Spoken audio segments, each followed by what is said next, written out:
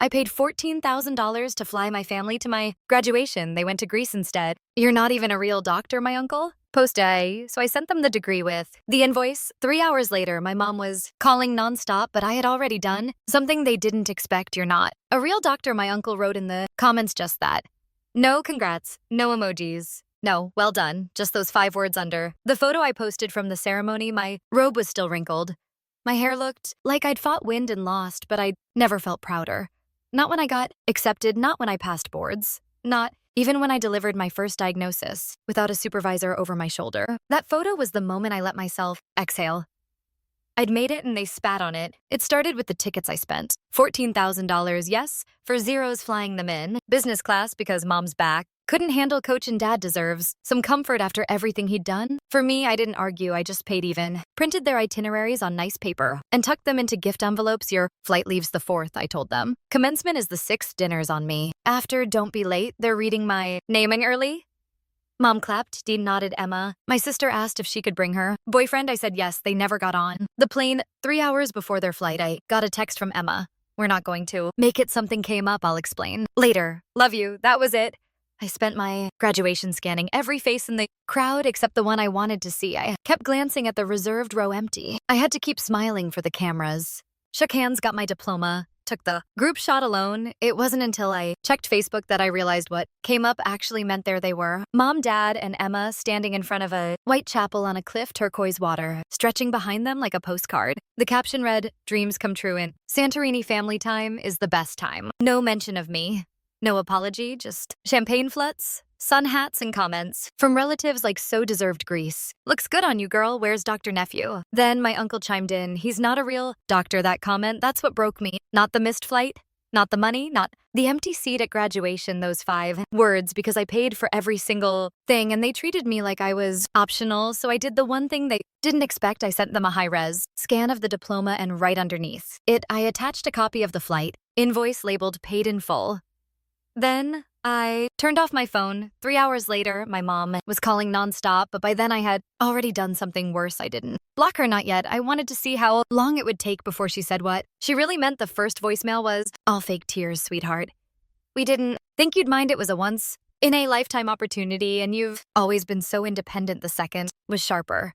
"You're being dramatic. You don't understand how stressful things have been lately." By the third, she dropped the act completely. "You didn't even go to med school. It was just some online program, right? Don't pretend this is Harvard." That's when I blocked her and Emma and my dad, but I wasn't done listening. I went back to the Facebook post, refreshed it. My uncle's comment, "You're not a real doctor," had racked up 37 likes. I recognized the names Aunt Margie, Cousin Luke, even my godfather who once gave me a stethoscope for my 12th birthday with a card that read, "For our future Dr. James." I stared at it and I started saving screenshots, not out of spite, out of strategy. 2 days later, I got a DM from my cousin Sarah. She's the only one who ever had a shred of empathy. "Hey, I don't agree with what they did, just so you know, your mom told everyone you canceled the graduation, said it wasn't happening. I only found out when you posted the pics."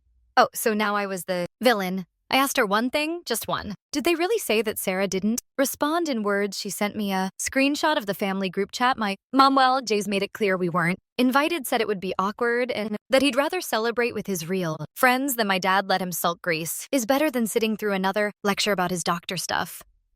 Emma lol. He's probably diagnosing himself with abandonment issues. I stared at the screen until my vision blurred. Then I went to my Dropbox, opened a folder titled Family Receipts, and added the screenshot because here's what they conveniently forgot I'd paid for. Everything in December alone. I sent my parents $2,500. They said it was for the heating bill. 2 days later, Emma posted a story in a ski resort spa, self-care matters. Grateful last spring I covered the down payment for dad's new car. He said the dealership was giving him trouble. He forgot I have access to the joint account. The charge was processed at a Rolex store. The breaking point when I paid for Emma's emergency dental surgery. She told me she was in pain. Couldn't chew, begged me to help. I wired $1,800. Within the hour, 2 weeks later, she posted a selfie from Emco's bright teeth, frozen cocktail caption, white smiles, and white wine. So I started collecting every bank transfer, every Zelle memo, everything. You text that turned into a guilt trip. Days later, every time they cried then you bragged online.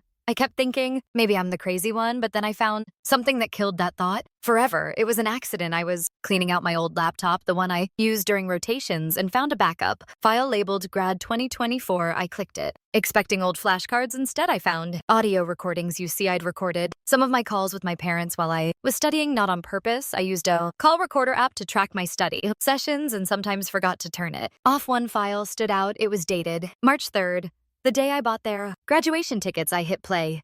My voice. So I've sent you the confirmation email. You should see the flight to Boston on the 4th. Hotels booked under my name. Mom's voice, sweetie. That's a lot, are you? Sure, you want to spend that much? Dad, let the boy do it. He's got doctor money now. Right, laughter, Emma. Well, if he's really a doctor, not like one of those Zoom degrees, laughter. Then the worst part, my dad again, he thinks we'll show up to clap like seals. He doesn't realize he's just our retirement plan. The audio ended. There I sat in my chair completely still. Then I added the file to the folder, named it Not a Real Doctor. MP3 that night, I made a plan, not revenge. Revelation, because if they wanted to treat me like a bank in a lab coat then, it was time for them to deal with the consequences, and I hadn't even sent the final invoice yet. Graduation dinner was supposed to be a celebration, but instead, it became an ambush. I had made the reservation weeks in advance private. Room, good lighting, custom menu. I even prepaid the deposit to make sure there were no last-minute excuses. They didn't know I'd still booked it, and they definitely had no idea who else I'd invited. I walked in. First press shirt, black suit, calm face, the kind of calm that comes before the tornado sirens. The restaurant manager led me to the room. Then came the others, first my mother in pearls and perfume, walking like the queen of denial. Then Dad faking a limp. For sympathy, Emma trailed behind too, busy on her phone to notice the extra place settings. They didn't see the projector, yet they didn't ask when we sat down. Mom opened the performance. We're so proud of you, sweetie. Sorry we couldn't be there for the ceremony, but Greece was once in a lifetime, Dad added. We raised a doctor, even if Facebook doesn't understand that. He smirked. Emma snorted into her wine. Then the door opened again. Uncle Thomas walked in. You know you're not a real doctor, Uncle? Thomas, he looked confused. I thought this was family only. I smiled exactly then, stood up. I want to thank you all for coming, I said. Clicking the remote, the screen behind me lit up. First slide. This is what family looks like when you're the ATM. I let the silence breathe. Emma blinked. Mom reached for her water. Dad stared at the screen like it was a threat. Next slide. Screenshots. Every transfer, every just until Friday, every guilt text, every fake emergency. Every Venmo request labeled emergency, please. Then audio. I hit play. Dad, he doesn't realize he's just our retirement plan. Emma, well, if he's really a doctor, not like one of those Zoom degrees, Mom, he always was too sensitive. He'll pay. He always pays. The room was silent. Emma looked like she was about to vomit. Mom's hand trembled as she reached for her clutch. Then came the final video I had. It clipped together their Facebook post, the Santorini slideshow. Layered over my empty graduation row at the end, a copy of the plane tickets. $14.26. Bijou paid in full, passenger names. All three of them, destination, nowhere. Then I looked at Uncle Thomas. You said I wasn't a real doctor. Care to revise that? Now he turned red. It was just a joke, kid. Funny, didn't feel like a joke when it got 37 likes. Then I turned to the rest. You all pretended I was family only when it was convenient. You wanted a bank, not a brother, not a son. I pulled out a folder, opened it. Inside copies of the tax returns. I filed for them. Credit statements. I paid a notarized letter transferring the house deed back to me. Because yes, the house Emma lived in, I bought it 3 years ago under my name. They just been pretending it was theirs. Emma's voice cracked. You said it was a gift. I looked her dead in the eyes, and you treated it like garbage, so now it's not. Mom tried to stand. Sweetheart, we didn't mean that, but I was already speaking. I've filed to evict. You'll get the letter by Monday. You'll also find your accounts frozen, the ones connected to my name. The car lease canceled. The shared credit card terminated. The utilities updated. You'll need a new billing address. Dad slammed his fist on the table. You're ruining this family. No, I said you ruined it when you chose Greece over me. That's when the final guest entered. Professor Morales, my mentor from med school who had driven 2 hours to be there. He walked up to the table, shook my hand, and turned to my family. I was there when he pulled his first night shift, when he stayed up 3 days in a row for his boards. He saved a life before most of you finished. Breakfast, I watched him become a doctor. Well, you treated him like a wallet then, he added. Looking at Dad, you didn't raise a doctor, you abandoned one. And he walked out. I stood up, closed the laptop, and tucked the projector remote into my coat pocket. This dinner's paid, for that's my last gift to you. And then I walked out. Not in anger. Not in tears, but in power. I didn't hear from them for 48 hours. No calls. No texts, just a deep, eerie silence. But on the third day, it exploded. Mom went first, the queen of curated chaos. She posted a 6-paragraph Facebook status with a black and white photo of me from high school. He used to be such a kind boy we raised him with. Love, but money changes people. It blinds them. My heart breaks for our broken family. 400 likes. 36 comments, crying face. Emojis, distant relatives asking what happened, others chiming in, kids these days are so selfish. Then came the text from Emma, just one line you'll regret. This funny how people think you'll flinch after you've already burned the bridge behind you. The eviction notice landed on their doorstep Monday morning. Just as promised, signed, sealed, official. Emma posted a crying selfie an hour later with a vague caption. Some people destroy everything just to feel powerful. But karma remembers I didn't comment. Just smiled because karma was already unpacking her bags that same afternoon. The hospital board I'd recently joined released their quarterly highlights. My name was there, Dr. James W. MD, resident. Liaison Patient Safety Task Force. The post blew up. Professional. Congratulations, messages from med school. Peers, even my old high school biology teacher commented, you always had it in. You proud of you, doc?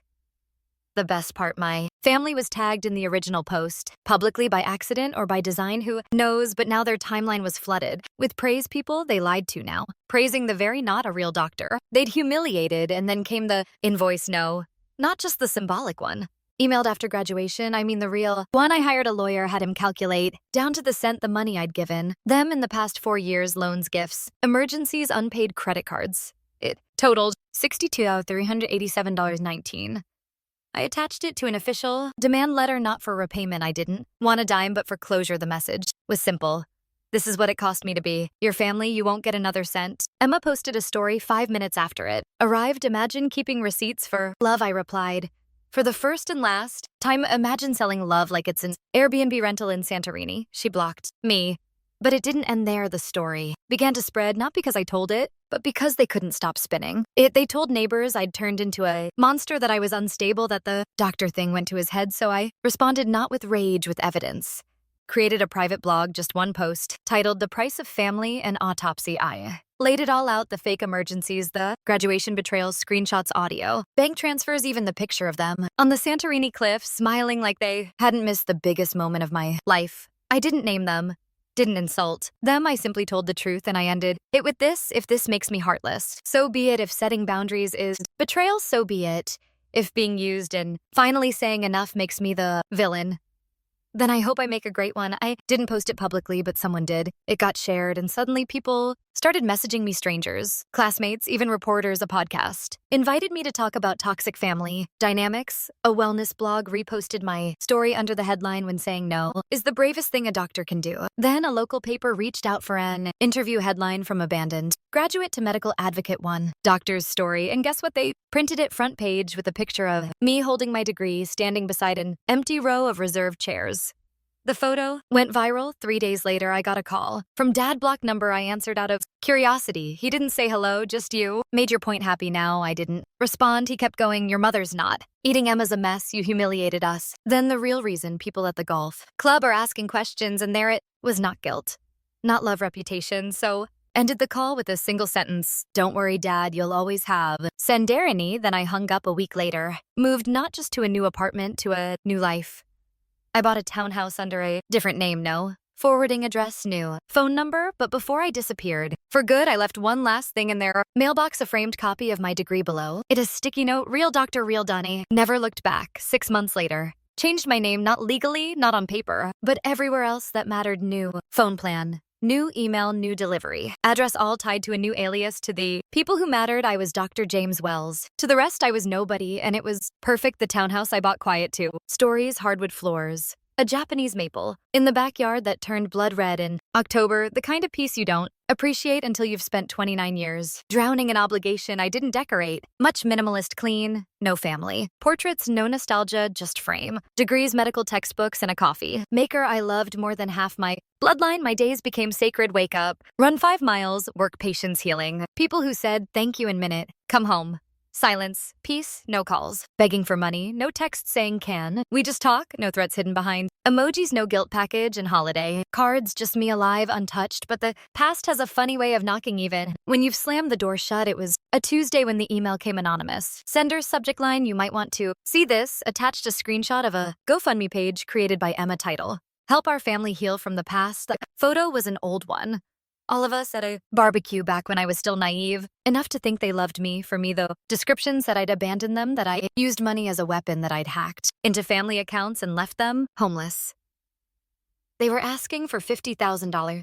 Checked the donations. $1,247 already raised dozens of comments like, so sorry you're going through this. Sending prayers money doesn't make you better, sweetie, and one. From Uncle Thomas always knew he had issues. Keep your head up. I didn't scream. I didn't cry. I just poured coffee, sat down and logged into an old folder, labeled Truth Folder. Inside the full audio of Dad laughing about using me, the screenshot of Emma's spa trip dated 2 days after the dental emergency, the receipts for every gift that turned out to be a lie, and the voicemail from Mom, the one where she said, honestly, we just thought you'd keep paying, that's what family does. I uploaded everything, created a site, simple black background, no flashy design title, since you wanted the story, here's the full one. Then I added a note at the top. This is not revenge. This is reality. I am not fundraising. I am not begging. I am not hiding. I'm just done. I posted the link in one place only, under Emma's GoFundMe, as a $1 donation message. The doctors, still not real, Enjoy the receipts. By noon, the GoFundMe was locked. By 3:00 p.m., the page was deleted. By 6 o'clock, Emma's Instagram had gone private, and at 9 p.m. sharp, my phone bust. New number local. Code probably a burner I picked up. Silence. Then why are you doing this to us? My mother, same voice, different tone. Thin, weak, desperate, I sipped my coffee. Let her speak, you already left. Why can't you just forget, let it go? I finally spoke, you made me the villain, so now I'm giving you the ending you wrote. She started crying, we didn't think you'd really leave well. I said doctors perform amputations. Sometimes the only way to survive is to cut off what's infected. And I hung up for the last time. It's been a year now, the house they lost. Renovated, rented to a family of 5 who actually values things. Sometimes I drive by it just for the poetry. They put a blue mailbox out front, the kind my mother always said, look cheap, it fits the place better now. As for me, I built something better, a new foundation, not just a career, a legacy. I launched a medical podcast, named it Real Doctor. Real life, the tagline, because some stories don't come with applause first. Episode, I sent them the degree and the invoice. It hit 1 million plays in 3 days. I donated the first $14,000 in ad revenue to a scholarship fund, named it after my grandfather, the only person who never asked for anything in return. The scholarship strict requirement, no applications from family members. Last week, I got a letter in the mail. No return address inside a birthday card. Cheap, glossy, the kind from a gas station. The message inside said, we miss you, Em. I smiled, walked outside, lit the card on fire, watched it burn in the steel dish on my patio flame, licking the edges like it was hungry for closure. Then I walked back inside, closed the sliding door, and changed the